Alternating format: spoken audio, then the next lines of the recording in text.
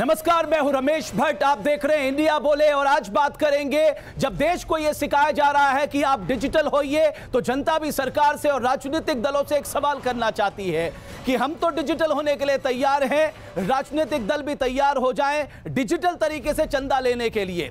दरअसल इस देश में चुनाव में जो बेतहाशा खर्च किया जाता है, जिसमें कि कहा जाता है कि ज्यादातर पैसा काला धन होता है, क्या इस डिमोनेटाइजेशन के बाद उस पर रोक लग पाएगी? आप सोचिए, इस देश में 27 अक्टूबर 2006 को मुख्य चुनाव आयुक्त ने भारत के प्रधानमंत्री को एक खत लिखा। उस खत में क्या लिखा? उन्होंने कहा कि अगर आने वाले समय में आपने जनप्रतिनिधित्व कानून 1951 में संशोधन नहीं किया तो वो दिन दूर नहीं जब आपकी लोकसभा और विधानसभा में अबू सलेम और दाऊद इब्राहिम जैसे अपराधी देखने को मिलेंगे, और यह मुमकिन है हमारी आज की व्यवस्था में। लेकिन इससे भी ज्यादा जरूरी, क्या सरकार, प्रधानमंत्री मोदी ने खुद कहा था कि मैं 1 साल के भीतर फास्ट ट्रैक केसेस चलाकर जिन सांसदों या विधायकों के नाम पर क्रिमिनल केसेस हैं, हीनियस क्राइम के केसेस हैं, उन पे फैसला कर उनकी जगह जेल पे होगी अगर उन्होंने गलती की है। लेकिन ऐसा 2.5 साल में नहीं हो पाया। चुनाव सुधार देश के लिए सबसे महत्वपूर्ण विषय है, लेकिन दुख की बात यह है कि राजनीतिक दल इसे महत्वपूर्ण नहीं मानते। और इसी पे आज चर्चा करने के लिए इंडिया बोले में मेरे साथ बहुत ही खास मेहमान है, जाने माने राजनीतिज्ञ विशेषज्ञ अभय कुमार दुबे साहब, मेरे साथ भारतीय जनता पार्टी से गोपाल कृष्ण अग्रवाल साहब, जनता दल यूनाइटेड से अरुण श्रीवास्तव साहब, मेजर जनरल अनिल वर्मा, आप हेड एडीआर के नेशनल इलेक्शन वॉच के। बहुत लंबा काम, आज आपको सच पता लगेगा कि दरअसल राजनीतिक दलों की सच्चाई क्या है चंदा लेने को लेकर, क्योंकि नेशनल इलेक्शन वॉच हर साल जो तस्वीर सामने रखता है वो आपको पता लगेगी। मेरे साथ मोहम्मद अदीब साहब हैं, आप पूर्व राज्यसभा सांसद रह चुके हैं, और मेरे साथ कांग्रेस पार्टी से अर्जुन मोडवारिया। आप सबका बहुत बहुत स्वागत है। मेरे साथ वो जनता भी जो कहती है हम तो डिजिटल हो जाएंगे, राजनीतिक दल भी डिजिटल होना सीख ले, क्योंकि सबसे ज्यादा काला धन का इस्तेमाल चुनावी प्रक्रिया में होता है, ये बंद होनी चाहिए। लेकिन सबसे पहले आइए एक रिपोर्ट दिखाते हैं कि इस देश में चुनाव सुधार के नाम पे अगर कुछ हुआ तो सिर्फ समितियां बनी। 1975 से लेके आज तक इन समितियों की सिफारिशें कहां खो गई, कहां गुम हो गई, किसी को नहीं मालूम। वर्तमान में जारी 500 रुपए और 1000 रुपए के करेंसी नोट लीगल टेंडर नहीं रहेंगे। 8 नवंबर को नोटबंदी का फैसला आया और देश का सियासी विमर्श ही बदल गया। आज देश का सबसे बड़ा सियासी सवाल नोटबंदी का है, काले धन का है। यूपी के चुनाव में भी नोटबंदी और काले धन की गूंज सबसे ज्यादा सुनाई दे रही है। एक तरफ मुट्ठी भर वो नेता है जो काले धन को, भ्रष्टाचार को, बेईमानी को बचाने में लगे हुए हैं। चुनाव में मनी पावर बड़ा मुद्दा रहा है। एक आंकड़े के मुताबिक 2014 के लोकसभा चुनाव में करीब 3 अरब कैश बरामद किए गए। 2014 के बाद के चुनाव पर गौर करें तो बिहार विधानसभा चुनाव में करीब 19 करोड़ कैश बरामद हुए। वहीं तमिलनाडु के विधानसभा चुनाव में 100 करोड़ से ज्यादा की बरामदगी की गई। लेकिन नोटबंदी के बाद क्या धन बल पर लगाम लग पाएगी? यूपी समेत 5 राज्यों के चुनाव में क्या धन बल का असर कम होगा? कुछ जानकारों का मानना है कि नोटबंदी का तात्कालिक असर 5 राज्यों के चुनाव पर तो हो सकता है, लेकिन इसके दूरगामी असर की संभावना कम ही है। व्यापक चुनाव सुधार हो, इसके लिए बहुत कुछ किए जाने की जरूरत है। Team news nation. Gopal Krishna Agrawal साहब, आप ना चंदा लेना डिजिटल करिए, आप जनता को डिजिटल होना सिखा रहे हैं। हम आपसे कह रहे हैं आप अपना चंदा 20,000 से कम का डिजिटल लीजिए, ऑनलाइन लीजिए। देखिए, भारतीय जनता पार्टी पिछले 2-3 साल से पूरी तरह प्रयासरत है। चाहे आप इनकम टैक्स रिटर्न्स को देख लीजिए, हमारे ऑनलाइन पेमेंट सिस्टम को देख लीजिए, मेंबरशिप्स को देख लीजिए, सोशल मीडिया में हमारी प्रेजेंस देख लीजिए। हम तो पूरी तरह से इस प्रयास में लगे हुए हैं कि ये सारा सिस्टम डिजिटलाइज हो जाए, ऑनलाइन हो जाए। आप अच्छा, मुझे इतना बता दीजिए, हाँ, कितना पेमेंट 20,000 से नीचे का, 20,000 से नीचे का कितना पेमेंट आपके पास आता है, कितना प्रतिशत आता है? जो भी आता है उसका कितना आता है? ये फिगर्स मेरे पास नहीं है इस वक्त। आप मेरे को नहीं पता कि टोटल अमाउंट जो डोनेशंस है उसका कितना प्रतिशत 20,000 उससे कम में है, लेकिन जितने भी आते हैं उनकी पूरी लिस्टें बनी हुई हैं। अर्जुन मोरवाडिया साहब, आपको नहीं लगता राजनीतिक दलों को अपना चंदा भी अब ऑनलाइन लेना चाहिए? ये 20,000 से नीचे का जो चंदा आता है ना, जो तकरीबन 76% के आसपास है, थोड़ा कम हो गया होगा 70% के आसपास, साहब यहां दाल में काला होता है। ये कोई नहीं बताना चाहता कोई राजनीतिक दल ये चंदा कहां से आता है। नहीं, आपकी बात सही है। ये जो चंदा लेते हैं उसमें ट्रांसपेरेंसी होनी चाहिए, किसने दिया है और किसको दिया है उसकी जानकारी जो भी है वो देना चाहिए, वो हम मानते हैं। और हमारे पास आज भी हम कह सकते हैं कि हम चेक से जो भी चंदा लिया है वो जनता के सामने है। कितना % डोनेशन चेक से आता है? कितना प्रतिशत टोटल जो डोनेशन आपके पास आता है उसका कितना प्रतिशत चेक से आता है? हमारा 80% डोनेशन है। मैं गुजरात प्रदेश का अध्यक्ष रहा हूँ। 80% जो डोनेशन है वो चेक से आता है, और बाकी जो 20% हमारे वर्कर्स और छोटे छोटे डोनर रहते हैं वहीं से आते हैं। मैं अभी बता देता हूं, देखिए आपको ये बताने की जरूरत नहीं है क्योंकि आपके रिकॉर्ड जो है वो एडीआर नेशनल इलेक्शन वॉच रखता है। अमिल, मैं आ रहा हूं, इससे पहले बोलिए। देखिए, जो आप कह रहे हो ना, पॉलिटिकल पार्टी 20,000 से नीचे उनको रिकॉर्ड तो रखना पड़ता है, कैश में ले सकते हैं। अब 20,000 जो पूरी लिस्ट, सर आप ज्यादातर कैश में ही लेते हैं। ये आप तो 80% कह रहे हैं ना, आप चेक से लेते हैं। नहीं, हम आप क्या नाम बताते हैं किस कॉर्पोरेट ने आपको कितना पैसा दिया? उसका रिकॉर्ड रखना पड़ता है, किसने दिया, किस कैश में ले सकते हैं, लेकिन पूरी लिस्ट है इलेक्शन कमीशन और उसको देना पड़ता है। मेजर जनरल अनिल वर्मा, आप बेहतर बता सकते हैं कितने प्रतिशत से आप चेक में लेते हैं ये लोग, आप बता दीजिए राज देश को।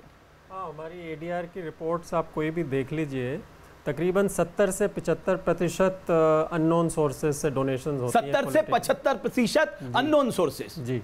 जी, उसमें कोई शक नहीं है। वो तो जो रिपोर्ट्स लिस्ट देनी पड़ती है। एक मिनट जरा, मैं आपको डिस्टर्ब नहीं किया था। इलेक्शन कमीशन को जो पॉलिटिकल पार्टीज अपने चंदे की और एक्सपेंडिचर की रिपोर्ट्स सबमिट करती हैं, एडीआर सिर्फ उसी से रिपोर्ट बनाती है। बिल्कुल। तो ये तो हम उसी की आपको बता रहे हैं कि 70 से 75% अननोन सोर्सेज से होता है। और मैं एक ये चीज़ कहना चाहता हूँ कि जहाँ पे भी इलेक्टोरल रिफॉर्म्स की बात आती है, उसको ना करने के लिए कंसेंसस बन जाता है एकदम से सब पॉलिटिकल पार्टीज़ में, लेकिन इलेक्टोरल रिफॉर्म्स करने के लिए कभी कंसेंसस नहीं बनता। उसके लिए बोलते हैं कि हम बात करेंगे। कल परसों ही मैं टीवी पे देख रहा था, अमित शाह जी से किसी ने यही सवाल पूछा, तो बोले कि नहीं, इसमें तो भाई सब पार्टियों के साथ हमें सलाह मशवरा कंसेंसस बनाना होगा। कांग्रेस पार्टी और बीजेपी में एक बात में अंतर नहीं है, जब रिफॉर्म की बात आती है तो कहते हैं साहब ये कंसेंसस की बात है। सारे आप इकोनॉमिक रिफॉर्म कर रहे हैं, मैं आपको कह रहा हूं आप पुलिस रिफॉर्म भी करिए, आप जुडिशियल रिफॉर्म भी करिए, आप सबसे ज्यादा तो इलेक्शन रिफॉर्म करिए जो सबसे ज्यादा जरूरी है। मोहम्मद अदीब साहब, ये जो लोग पैसा खर्च करते हैं, आपने 70 लाख की तो आप लिमिट भी बढ़ा दी है अब लोकसभा में एक्सपेंडिचर की, जो बड़ी कॉन्स्टिट्यूएंसीज हैं।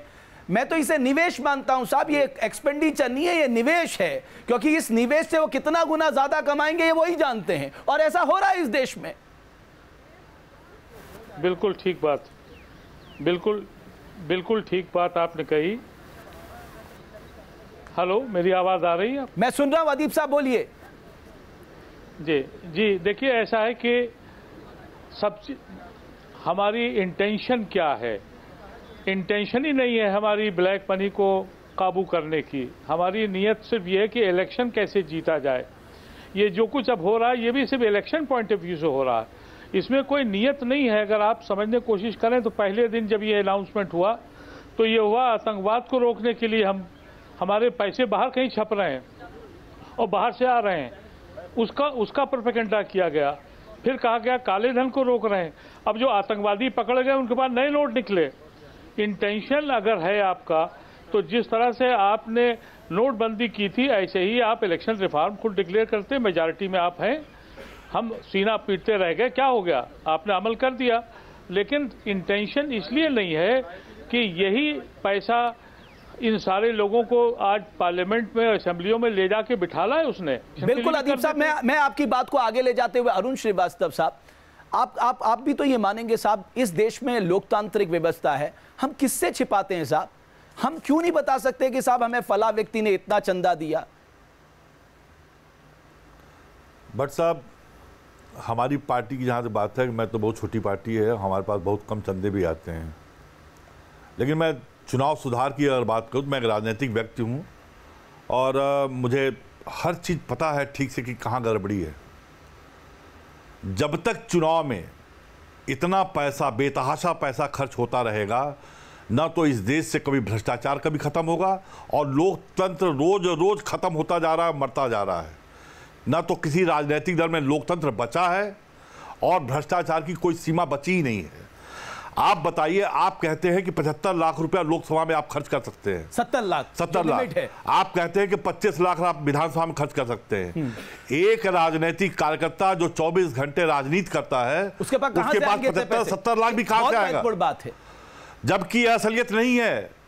उत्तर प्रदेश, बिहार, बंगाल के कुछ स्टेट ऐसे हैं। अरे आप जिला पंचायत का चुनाव नहीं जीत सकते 70 लाख रुपए। प्रधान का चुनाव, प्रधान और सोचिए कॉर्पोरेशन का चुनाव, मैं ये कह रहा हूं कि 70 लाख रुपए करीब 5 करोड़ में उत्तर प्रदेश, बिहार और बंगाल में तो चुनाव लड़ा जा सकता है। हाँ, साउथ में तमिलनाडु, केरल, कर्नाटक, आंध्र प्रदेश, महाराष्ट्र, ये 4 स्टेट ऐसे हैं जहां कम से कम 25 करोड़ रुपया और अधिकतम 200 करोड़ रुपया भी खर्च हुआ है। इसी बात को अभय दुबे साहब, जो ये करोड़ों रुपए खर्च करते हैं, ये जनसेवा के लिए आए हैं, ये क्या जनसेवा करेंगे आगे? ये उस करोड़ों रुपए के कितने करोड़ों बनाते हैं, इस पे किसी ने आज तक कोई फिक्र नहीं की, और ये करोड़ों बनाते होंगे। कोई अपनी जेब से पैसे खर्च करके जनता की सेवा में आना चाहता है क्या अभय दुबे साहब आज के माहौल में? देखिए, ये बात हम सब लोग जानते हैं और बार बार इसको दोहराते हैं, आपके इस मंच पे भी कई बार दोहराई गई होगी। भारत की चुनाव प्रणाली भ्रष्टाचार और काले धन की जननी है। पूरी पूरी चुनाव प्रणाली दरअसल काले धन की बैसाखी पर खड़ी हुई है, ये बात बिल्कुल सही है और कोई इसको ख़त्म नहीं करना चाहता। हम लोग काले धन की बात कर रहे हैं, अभी अखबारों में वो आंकड़े प्रकाशित हुए थे कि किस पार्टी के अकाउंट में सफ़ेद धन कितना है। उसको, उन आंकड़ों को जब मैं देखा 2015 और 16 के, मुझे बड़ा ताज्जुब हुआ। कहा ही जा रहा है कि नोटबंदी के बाद में जिन पार्टियों के पास काला धन है, वो काला धन बेकार हो जाएगा और अब वो चुनाव में काला धन नहीं खर्च कर पाएंगे। उसमें था कि समाजवादी पार्टी के अकाउंट में 2016 में 500 करोड़ रुपए से ज़्यादा की रकम है, बहुजन समाज पार्टी के अकाउंट में भी 550 करोड़ रुपए से ज़्यादा की रकम है, और कांग्रेस और भारतीय जनता पार्टी के अकाउंट में तो 2016 के आंकड़े नहीं थे, लेकिन 2015 के जो आंकड़े थे वो तो इन सपा और बसपा के खाते से कई गुना ज़्यादा रकम थी। उसके अंदर सबसे ज़्यादा डोनेशन मिलता है इस देश में। आप ये देखिए कि अगर उनका आपका, सबसे पहले तो इन पार्टियों को ये बताना चाहिए कि इनके खाते में सफेद धन इतना कहां से आया। तो राजनीतिक दल सूचना के अधिकार 2005 कानून के तहत आने से क्यों डरते हैं? श्रीवास्तव साहब, आप जवाब दीजिए। देखिए, अधूरी बात से कुछ मजा नहीं आएगा। हाँ। सभी पॉलिटिकल पार्टीज के जितने भी नेता हैं, उनके पास इतना पैसा आता है, जो आप कह रहे हैं ना कि केवल 70% पैसा कैश आता है। हाँ। अगर सच पूछा जाए तो अगर लाइन वीडियो लगा दिया जाए तो हमारी पार्टी ऑफिस में अगर पैसे आ रहे हैं तो कनॉट प्लेस तक लाइन लगी रहेगी 20,000 रुपए देने वालों की, तब हम उतना पैसा इकट्ठा कर पाएंगे। मैं तो पॉलिटिकल कार्यकर्ता हूं, मैं चंदा मांगने जाता हूं, लोग मुझ पर हंसते हैं, अरे तुम अभी भी चंदा मांग रहे हो, अब तो नेता लोग चंदा देते हैं। सुनो रमेश जी, समझे आप? मोहम्मद अदीब साहब, एक मिनट। मोहम्मद अदीब साहब, ये सूचना के अधिकार से राजनीतिक दल क्यों डर रहे हैं मोहम्मद अदीब साहब? अभी मेरे एक साथी ने जो कहा वो फैक्ट यही है कि पॉलिटिकल पार्टीज और पॉलिटिकल लीडर, इनका पूरा वजूद सिर्फ पैसे से है। जो भी पॉलिटिकल पार्टी इस वक्त पावर में आएगी वो बेहिसाब पैसा खर्च करेगी और सब नाजायज पैसा है। ये कैसे अपने को पकड़वा देंगे? ये बिल्कुल नहीं करेंगे, इसलिए कि अब आइडियोलॉजी की लड़ाई नहीं रह गई है। पहले आइडियोलॉजी की लड़ाई होती थी। पहले जब कोई लीडर मरता था तो उसके घर में खाने को नहीं होता था। अब ये कि 4 पुश्तों का पैसा पहले ही जमा हो जाता है। हमारा जो यहाँ पर लोग आए हुए वो सवाल करना चाहते हैं। एक मिनट, आप मुझे जरा इनसे बात करने दीजिए। आप मुझे बताइए, आपको लगता है, उठिए ना, ये सुधार होने चाहिए साहब, काला धन चुनाव में रुकना चाहिए, आपको नहीं लगता? निश्चित रूप में हाँ। काला धन रुकना चाहिए और उसके लिए सुधार चुनाव में होना चाहिए। मेरे को एक बात समझ में नहीं आती, जब यहाँ पर 2 लोग हैं, एक पॉलिटिकल पार्टी जो कि नॉन टैक्स पेइंग है और एक हम है, जैसे कि कॉर्पोरेशंस, बिजनेस, छोटे बिजनेस और इंडिविजुअल्स जो कि टैक्स पे करते हैं। तो जब हम फाइनेंशियल रिपोर्टिंग कर सकते हैं तो पॉलिटिकल पार्टीज क्यों नहीं कर सकते? बिल्कुल। बात चलती है कि आप भ्रष्टाचार खत्म कर रहे हैं, ये खत्म कर रहे हैं, लेकिन जो आम जनता को प्रॉब्लम हो रही है वो आपको दिखाई नहीं दे रही है। सभी सांसदों को अगर भ्रष्टाचार खत्म करना है, पार्टियों करना है, तो अपने तनख्वाह जो है वो बंद करनी पड़ेगी, सब सुख सुविधाएं सब बंद करनी पड़ेगी। जो एक बार चुनाव लड़ लेता है वो अपनी पेंशन स्टार्ट कर देता है, 5 साल के बाद सरकारी आदमी को 60 साल के बाद मिलता है, ये कहाँ का तुक है? ये पेंशन भी बंद करनी पड़ेगी। ओके, एक सवाल, वो काम नहीं तो भत्ता नहीं वाला फॉर्मूला आजकल पार्लियामेंट में लागू होना चाहिए, वो भी नहीं करवाना चाहता। बहुत संक्षेप में, उसके बाद मुझे कुछ पलों के रुकना। मेजर जनरल, क्यों राजनीतिक दलों को डर है कि देश को पता लग जाएगा कि कौन से धन कुबेर जो हैं किस पार्टी के साथ हैं? वैसे बड़े धन कुबेर सबको समान संरक्षण देते हैं। सबसे बड़ी बात जो है वो है पॉलिटिकल पार्टी फंडिंग की। सबसे बड़ी बात वो है कि ये जो करोड़ों रुपया अननोन सोर्सेज से आता है वो कैसे आता है। हम तो जनता का पैसा है, अगर आप कह रहे हैं तो फिर जनता को मालूम होना चाहिए साहब। लेकिन देश की जनता का अपना मत है इन चुनावी प्रक्रियाओं को लेकर, राजनीतिक सुधार को लेकर। क्या कह रही है देश की जनता, आइए इस रिपोर्ट पर नजर डालते हैं। काले धन के खिलाफ मुहिम की बात की जा रही है, भ्रष्टाचार के खिलाफ कदम उठाने का दावा किया जा रहा है। सब जानते हैं कि भ्रष्टाचार कहां है, लेकिन भ्रष्टाचार के बेहद कम मामले दर्ज हो रहे हैं। कॉमनवेल्थ ह्यूमन राइट्स इनिशिएटिव का आंकड़ा चौंकाने वाला है। नेशनल क्राइम रिकॉर्ड्स ब्यूरो के आंकड़े के आधार पर यह रिपोर्ट तैयार हुई है। आंकड़े के मुताबिक 9.11 करोड़ केस दर्ज किए गए। इनमें से मात्र 54,139 केस भ्रष्टाचार के थे, यानी मात्र 0.06% केस भ्रष्टाचार के थे। इनमें मात्र 55.26% मामलों में ट्रायल पूरा हो पाया। उससे भी बड़ी बात, आंकड़ों के मुताबिक प्रति 100 भ्रष्टाचार के मामलों में मात्र 19 मामलों में सजा मिलती है। एक और आंकड़ा है जो चौंकाने वाला है। 5 राज्य है जहां 15 साल में भ्रष्टाचार के मामले तो चले, लेकिन सारे आरोपी बरी हो गए। ये राज्य हैं पश्चिम बंगाल, गोवा, मिजोरम, अरुणाचल प्रदेश, त्रिपुरा और मेघालय। भ्रष्टाचार को लेकर कितनी गंभीरता बढ़ती जा रही है, इन आंकड़ों से आप समझ सकते हैं। चुनाव आयोग भी काले धन के मुद्दे को उठाता रहा है, लेकिन क्या कोई सुनने को तैयार है? Team news nation. श्रीवास्तव साहब, एक और बात है, इंद्रजीत गुप्ता कमेटी के टाइम में यह बात आई थी, तब लालकृष्ण आडवाणी ने भी कहा था कि साहब स्टेट फंडिंग होनी चाहिए। क्या मुमकिन है इस देश में स्टेट फंडिंग? अगर आप सच पूछें और मुझसे राय लें, मैं पार्टी का जनरल सेक्रेटरी जरूर हूं। मैं पिछले 2-3 वर्षों से चुनाव सुधारों पे ही काम कर रहा हूं, पूरे देश में घूम के काम कर रहा हूं।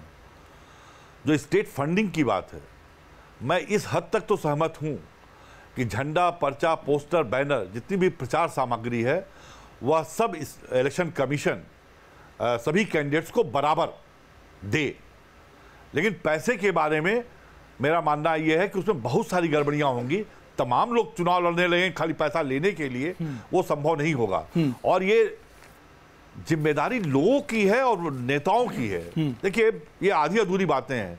सबसे बड़ी समस्या क्या है इस देश की? नेता, पॉलिटिशियन जो देश को चलाता है, बिना इसके कुछ हो नहीं सकता है, वह डिस्क्रेडिबल हो रहा है। उसकी कोई इस देश में और समाज में इज्जत नहीं है। मैं कुर्ता पजामा पहनता हूं, मैं जब सड़क पर चलता हूं, मैंने कोई चोरी नहीं की आज तक, हर आदमी मुझे चोर समझता है। मुझे घर वाले मेरे चोर समझते हैं, मेरा भाई चोर समझता है, मुझे मेरे सारे दोस्त मुझे चोर समझते हैं। इसलिए लोगों को मालूम है कि ये नेता हैं, ये जरूर चोरी करते होंगे। यह स्थिति इस देश की हो गई है कुछ नेताओं की वजह से, और मैं उन नेताओं को भी दोषी नहीं मानता हूं। यह जो परिस्थितियां हैं, जो चुनाव में पैसे खर्च हो रहे हैं, ये सब परिस्थितियों के नाते हर नेता चोर हो गया है। ओके, और इसके नाते आप जो कह रहे हैं कि ये फंडिंग की बात, बिल्कुल मैं मानता हूं कि स्टेट फंडिंग केवल प्रचार सामग्री की होनी चाहिए। ओके, अभय कुमार दुबे साहब, मैं अगर अपना उदाहरण लूं, मान लीजिए मैं राजनीति में प्रवेश करना चाहता हूं, मैं सच में इस देश की सेवा करना चाहता हूं, मैं विधानसभा और लोकसभा का हिस्सा बनना चाहता हूं, लेकिन मैं हिम्मत नहीं जुटा पाऊंगा क्योंकि मेरे पास पैसे नहीं है साहब। और बिना पैसे के मैं जानता हूं मुझे कोई वोट नहीं देगा। देखिए, अगर आपके पास 100 करोड़, 200 करोड़, 300 करोड़ रुपए नहीं है, या आप इतने रुपयों की जुगाड़ नहीं कर सकते, तो राजनीति में आपको कोई पानी देने वाला नहीं है। आपको किसी पार्टी का टिकट नहीं मिलेगा। आप निर्दलीय रूप से खड़े होंगे और बुरी तरीके से चुनाव हार जाएंगे। आपके जो जमा पूंजी होगी वो भी डूब जाएगी। देखिए, असली समस्या ये है कि इस देश में कोई भी पार्टी चुनाव लड़ने का एक किफ़ायती मॉडल तैयार करने के लिए तैयार नहीं है। कोई भी पार्टी ये हिम्मत करने के लिए तैयार नहीं है कि वो ऐसा चुनाव लड़ के दिखाए जिसमें बहुत ही कम पैसा खर्च हो और फिर भी वो चुनाव जीते, अपने कार्यक्रम के दम पर, अपने आश्वासनों के दम पर, अपने नेतृत्व की साख के दम पर चुनाव जीते। ऐसी कोई पार्टी नहीं है। जब तक ये पार्टियां मिलकर ऐसा कोई प्रयोग करने के बारे में नहीं सोचेंगी, तब तक स्टेट फंडिंग की जो बात है, ये बिल्कुल अरुण कुमार जी ने कहा, मैं बिल्कुल उनसे सहमत हूं। इस देश की सरकार के पास स्वास्थ्य पर खर्च करने के लिए पैसा नहीं है, शिक्षा पर खर्च करने के लिए पैसा नहीं है, सड़कें बनवाने के लिए, अधिसंरचनात्मक सुविधाओं के लिए पैसा नहीं है, वो पार्टियों को देने के लिए उसके पास पैसा कहां से आएगा?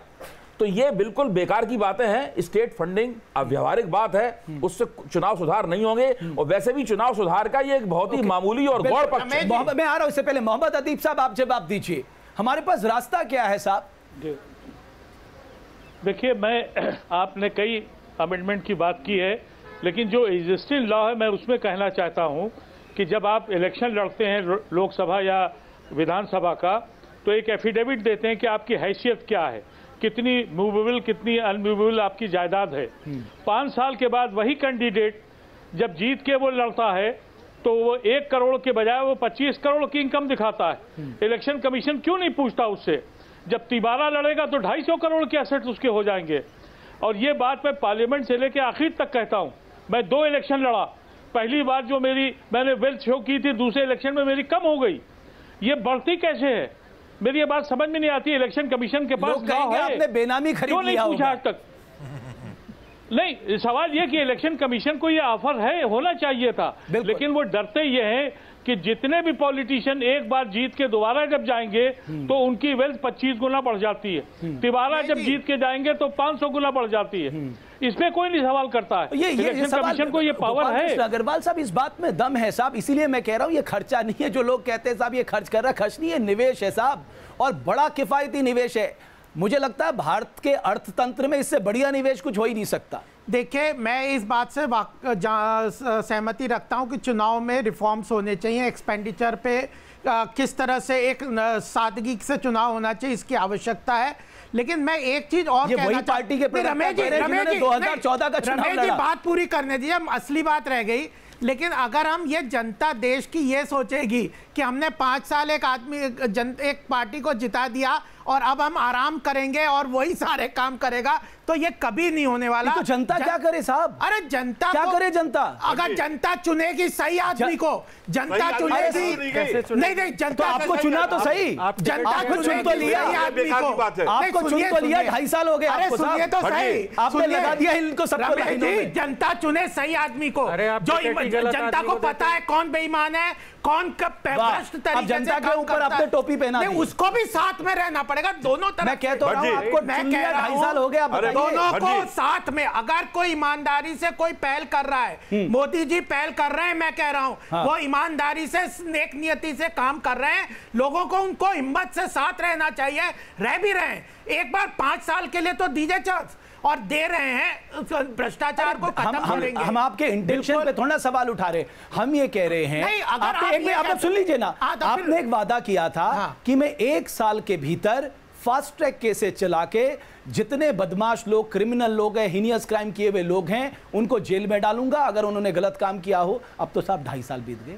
अरे तो कितने सारे स्टेप्स लिए भ्रष्टाचार, और मैं कह रहा हूं उस स्टेप का क्या हुआ? इलेक्टोरल रिफॉर्म्स के ऊपर भी मोदी जी ने कहा ना साइमल्टेनियसली इलेक्शन होना चाहिए। अभी हमारी राज्यसभा और लोकसभा पार्लियामेंट में क्या हो रहा है, कितने सेशन खराब होते हैं।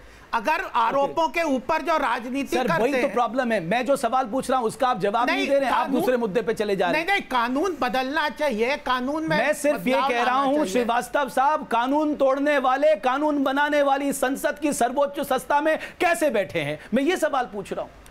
तो ये तो जनता ने इलेक्ट किया है ना, तो जनता ने ऐसा और क्या जनता ने आपने दिया। हम लोग आधी अधूरी बात मत कर। देखिए, ये तो अभी जो परिस्थितियां हैं उनमें जो भी आदमी चुनाव लड़ेगा, कोई ईमानदार आदमी चुनाव नहीं लड़ सकता। भ्रष्ट ब्यूरोक्रेट, अपराधी गुंडे लोग, ये लोग चुनाव लड़ रहे हैं। मैं खुद एक पार्टी में हूं, मैं टिकट देने जाता हूं, मैं जानता हूं ये हमारा कार्यकर्ता बहुत बढ़िया है, हम उसको टिकट नहीं दे पाते हैं, ये उसका कोई पैसा ही नहीं है। ऐसी बात है, सुनिए साहब, इतनी नेगेटिविटी से देश अग्रवाल साहब, बिल्कुल यही नेगेटिविटी है। मैं आपको सुझाव दे रहा हूं। सोचिए वो राजनीति में इतने फ्रस्ट्रेटेड हो गए हैं, इस तरह के हालात में रहे। अरे हम कह रहे हैं नया भारत आएगा साहब। मैंने इस साल पिछले 2 वर्षों में कम से कम देश भर में 300 चुनाव सुधार पे मीटिंग्स की, और मेरे पास कुछ फार्मूले आए हैं। सबसे पहला तो यह है कि अगर लोकसभा का चुनाव, विधानसभा का चुनाव, पंचायत चुनाव, जितने भी देश भर के चुनाव हैं, सब अगर एक दिन अगर हो जाएंगे, ये पहल तो कर रहे हैं। अरे पहल भाषण दिया है, कह नहीं रहे हैं। तो समझे आप, अगर ये एक साथ हो जाए और चुनाव आयोग सबको झंडा, पर्चा, पोस्टर, बैनर और मंच और माइक की व्यवस्था की जाए, कोई पैसा चुनाव में खर्च नहीं होगा। और भीड़ कहां से जुटाई जाएगी ये बताइए। छोड़िए साहब, भीड़ नहीं आएगी, अगर आप ये बना तो दीजिए कम से कम। अरे साहब, इस देश में जो लोकसभा में बैठे हैं वो लोग कौन लोग हैं? देश बनाएंगे ये लोग। ओके, अर्जुन पैसा खर्च करके आएंगे। अर्जुन मोडवालिया साहब, तो चुनाव नहीं लड़ इससे रहा है। पहले मैं दोबारा जनता के पास जाऊं, मैं आपको एक उदाहरण देता हूं। ये बड़ा यूनिक देश है साहब। ये जो अभी अदीप साहब ने कहा ना, जो हम एसेट्स की जानकारी देते हैं, जो हम एजुकेशनल क्वालिफिकेशन की जानकारी देते हैं, ये सरकारों ने थोड़ा कदम उठाया। ये सुप्रीम कोर्ट के निर्देश पे हुआ, सुप्रीम कोर्ट ने फैसला सुनाया, पार्लियामेंट में भ्रष्टाचार नहीं है, पलट दिया। बाद में फिर सुप्रीम कोर्ट ने कहा नहीं, आपको ये डिक्लेयर करना होगा। तो इस स्थिति में फिर आप कहेंगे साहब सुप्रीम कोर्ट जो है वो हमारे कामकाज में हस्तक्षेप कर रहा है। साहब, अगर आप फेल होंगे तो सुप्रीम कोर्ट लक्ष्मण रेखा को लांघेगा। इसलिए आप इस काम को शुरू करिए। क्या मैं गलत कह रहा हूं मोडवालिया साहब? अरे कोर्ट का भ्रष्टाचार नहीं है। कोर्ट में क्या, कोर्ट में कॉलेजियम कितना इनट्रांसपेरेंट अपने जजेस को अपॉइंट करने का सिस्टम है। सुप्रीम कोर्ट ने कहा कि एफिडेविट में आप कितने एजुकेशनल क्वालिफिकेशन बताइए, आपकी एसेट बताइए। एजुकेशन क्वालिफिकेशन स्मृति ईरानी ने कैसा बताया? हमारे नरेंद्र मोदी जी ने फेक डिग्री थी तो भी कहा कि मैं पोस्ट ग्रेजुएट हूं, लेकिन उसके बाद उसकी इंक्वायरी करने की बात आई तो सभी बात दबा दी जाती है। और आज के दिन में आज कहते हैं कि हम भ्रष्टाचार रोकने की कोशिश कर रहे हैं। कहां भ्रष्टाचार? लोकपाल की अपॉइंटमेंट क्यों नहीं करते? 2.5 साल हो गया। अब एक बार दुबे साहब मैं आपके पास आऊंगा, कुछ और यहां पर लोग सवाल करना चाहते हैं। हाँ बाबूजी, एक तो आपके शेड्यूल 10 जो बड़ी अच्छी इंटेंशन से लगाया गया था, आज वही शेड्यूल 10 प्रजातंत्र के खिलाफ हो रहा है। अभी सर ने बोला था कि नया भारत आएगा, अब कौन सा नया भारत आएगा? अभी भारत नहीं है क्या? नहीं, अभी वो नया भारत कुछ अलग तरीके का ला रहे हैं। अग्रवाल साहब, आप कौन सा नया भारत ला रहे हैं आप बताइए ना। उज्जवल भारत। हाँ, 30 तारीख के बाद आपने ले ली, नया भारत प्रकट होगा। हाँ, देश के लोकतंत्र में एक आदर्श चुनावी प्रक्रिया स्थापित करने के लिए कौन से कदम उठाने चाहिए? मोहम्मद अदीब साहब, सबसे पहले आप बताइए। देखिए, अभी आपके एक वेवर ने कहा कि जो विप आया है, ये विप जब से शुरू हुआ है, जब से डेमोक्रेसी खत्म हो गई, गुलामों की कतार लग गई। अगर ये विप ना हो तो लोग अपने दिल की बात करें। अगर विप की तलवार ना हो तो सब लोग ओपनली बात कर सकते हैं। यहाँ पर क्या फायदा है, क्या नुकसान? इस देश में महिला आरक्षण विधेयक इसी डर से पारित नहीं हुआ क्योंकि कई सांसदों ने अपनी पार्टी से भी कह दिया था अगर आप विप भी जारी करेंगे हम इस विप को भी नहीं मानेंगे। तो ये एक बड़ा महत्वपूर्ण मुद्दा जो आप लोगों ने उठाया। मेजर जनरल वर्मा, कैसे तस्वीर बदलेगी इस देश में? मेरा कहना ये है कि सबसे पहले जो बेतहाशा खर्च होता है इलेक्शंस में, उसके ऊपर एक सीलिंग लगनी चाहिए। पॉलिटिकल पार्टीज़ की फंडिंग के ऊपर सीलिंग लगनी चाहिए। अभी क्या होता है कि टिकट जो गोपाल जी बोल रहे थे कि जनता को कह रहे थे जनता चुनती, जनता नहीं चुनती, वो पार्टी ही टिकट देती है बंदे को। थोप दिया जाता है, या जो भी पैसे वो हमारे यहाँ कहते हैं ना, जिसके पास दड़ा है वो खड़ा है, नहीं तो पड़ा है। अरुण श्रीवास्तव साहब, आपके सुझाव इस बारे में? कैसे हम इस व्यवस्था को बना सकते हैं? वो तो मैंने आपको पहले भी कहा, अभी फिर कह रहा हूं कि अगर लोकसभा का चुनाव, विधानसभा का चुनाव, पंचायत चुनाव एक साथ हो, एक दिन हो, तो सारे ब्यूरोक्रेट केवल एक तथाकथित लोकतंत्र जो है उसको चलाने के लिए 4 महीने का टाइम उनका बर्बाद होता है हर साल। तो इलेक्शन रिफॉर्म है वो आपकी पार्टी कब करने जा रही है? बस एक लाइन देखिए, इस इलेक्शन रिफॉर्म में हमारे यहाँ कंसेंसस है कि दोनों का एक साथ होना चाहिए क्योंकि पार्लियामेंट प्रॉपर्ली फंक्शन नहीं कर रहा है। ये एक पार्ट है, वो जो डोनेशन वाला पार्ट है, डोनेशन में ट्रांजैक्शन वाला पार्ट है, वो बताइए। डोनेशन में कानून बिल्कुल है, उन कानून का प्रॉपर्ली इंप्लीमेंटेशन होना चाहिए। अबे दुबे साहब, आपका जवाब। देखिए, बड़ी बड़ी बातें करना बहुत आसान है, लेकिन सुप्रीम कोर्ट का एक सुझाव है जो कि बहुत छोटा सा है, जिससे शुरुआत की जा सकती है कि उम्मीदवार पर होने वाला सभी खर्चा, चाहे वो पार्टी करे, चाहे उम्मीदवार खुद करे या उसके रिश्तेदार करें, उसके चुनाव खर्चे में शामिल होना चाहिए। अगर वो 70 लाख से ऊपर होता है या चुनाव आयोग द्वारा निर्धारित किसी भी सीमा से ऊपर होता है तो उस उम्मीदवार का चुनाव निरस्त किया जाना चाहिए। ये एक छोटी सी बात है, ये सुप्रीम कोर्ट ने फैसला दिया है, इसका पालन अगर कर लिया जाए तो चुनाव सुधार की शुरुआत हो जाएगी। नहीं, काले धन की सप्लाई रोकनी पड़ेगी रमेश जी, नहीं तो लिमिट आप 70 कर दीजिए। हर जगह 2-2 हजार के नोट मिलने लग गए साहब। 70 लाख रुपए की ईमानदार कार्यकर्ता कहां से पाएगा? नहीं, अगर मेरा कहना है राजनीति कर रहा हूं मैं, कहां 70 लाख? काले धन से लोग खर्चा करते हैं। एक व्यवहारिक दृष्टिकोण अपनाया जाए। श्रीवास्तव साहब, आपको अब पार्टी बदल देनी चाहिए। आप कोई अच्छी पार्टी पकड़िए जहां आपको अच्छा पैसा मिल जाए। जेडीयू में रह के आपको 70 लाख नहीं मिल पाएंगे। तो मैं ये कह रहा हूं कि पैसे ही कम खर्च होना, मेरा ये सुझाव है। गोपाल कृष्ण अग्रवाल साहब से पूछिए, इनको तरीका पता है? इनको नहीं मालूम है तरीका। देखिए, एक लोकसभा क्षेत्र में झूठ है सब, एक लोकसभा क्षेत्र में आमतौर पर 5 विधानसभा क्षेत्र होते हैं। अगर आप देखिए 5 बहुत बड़ा होता है भारत में लोकसभा क्षेत्र, उसकी आबादी भी बहुत बड़ी होती है। मैं मानता हूं कि 70 लाख रुपया जो है वो कोई बहुत ज्यादा रकम नहीं है, ये एक वाजिब रकम है। और 70 लाख रुपए की सीमा कड़ाई से निर्धारित करके और उसमें सारे खर्चे उसी में जोड़े जाएं और इलेक्शन कमीशन को उसी में जोड़े जाएं। अगर ऐसा होगा तो निश्चित रूप से चुनाव सुधारों की शुरुआत होगी और ज्यादा खर्चे के ऊपर एक बंदिश लगेगी। ओके, 2 पॉइंट और यहाँ पर मैं बस जो बड़ी हो रही है, श्रीवास्तव साहब हो गया है। काले धन की मॉडल कोड ऑफ कंडक्ट, आदर्श चुनाव आचार संहिता इस देश में लीगली बाइंडिंग होनी चाहिए। देश में सबसे बड़ा मुद्दा चुनाव सुधार है और सरकारों को गंभीर होकर इस चुनाव सुधार पे आगे बढ़ना होगा। बहुत बहुत शुक्रिया आप सभी का।